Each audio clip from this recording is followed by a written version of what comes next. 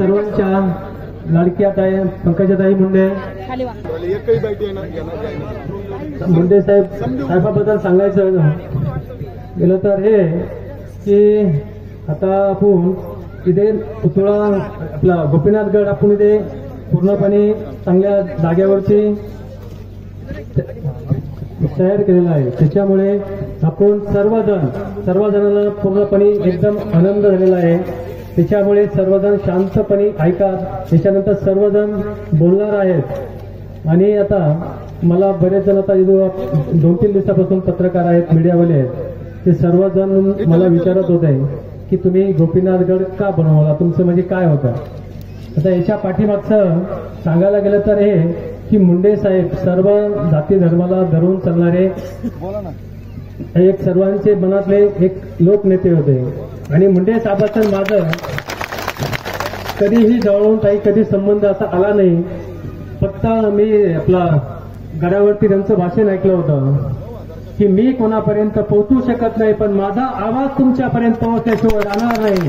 तसाच माझ्यापर्यंत त्यांचा आवाज आला आणि माझ्या मनात त्यांच्याबद्दल पूर्णपणे जागा झाली. आणि मी त्यांचे पूर्णपणे सगळ्या आपल्या जाती धर्मामध्ये सर्वांना ते धरून चालत होते.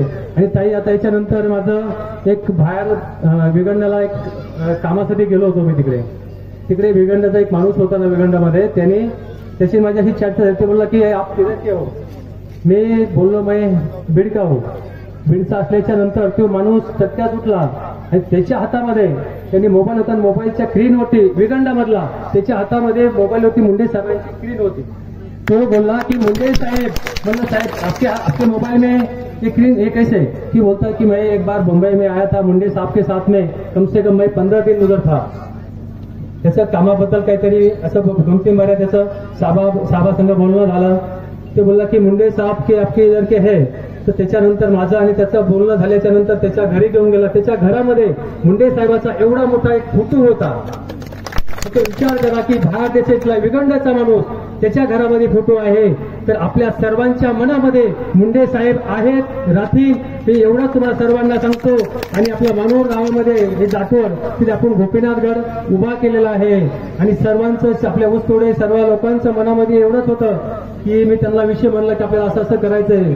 तर ऊसतोडीचे आपले सर्व जे आहेत लोक ते सर्व मला बोलायला लागले की आपण सर्व मिळून बांधूया गड. सर्वांच्या मनात एवढी इच्छा होती की लवकरात लवकर आपल्या मानूर गावामध्ये गड झाला पाहिजे. आणि मी आपल्या ऊसतोडून सर्व लोकांची पूर्णपणे मनातली सगळी इच्छा आणि माझ्या मनात पूर्णपणे तर मुंडे साहेबांचं तर लवकरात लवकर करायची इच्छा होती. पण काही कारणाने काही अडथळे आले तिथे. त्याच्यामुळे मला लवकर याच्या आधी मला वाटतं 2-4 महिन्यापूर्वीच झाला असता, पण काही कारणामुळे तो थोडासा पुढे गेला. आणि आता रोड टच जागा आहे ताई. इकडं तारकेश्वरगड आहे, इकडे आपला भगवानगड आहे, इकडे गणेनाथगड आहे आणि इथं मध्ये सर्वांच्या मध्ये आपला गोपीनाथगड आहे. इथे त्याच्याबद्दल की मला हे गड बांधून मला आणि आपल्या ऊसतोड सर्व लोकांना एवढा प्रचंड आनंद झाला आहे.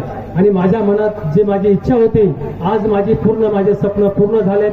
एवढंच मी सर्वांसमोर सांगतो आणि माझे 2 शब्द संपवतो. जय हिंद, जय महाराष्ट्र. धन्यवाद मामा.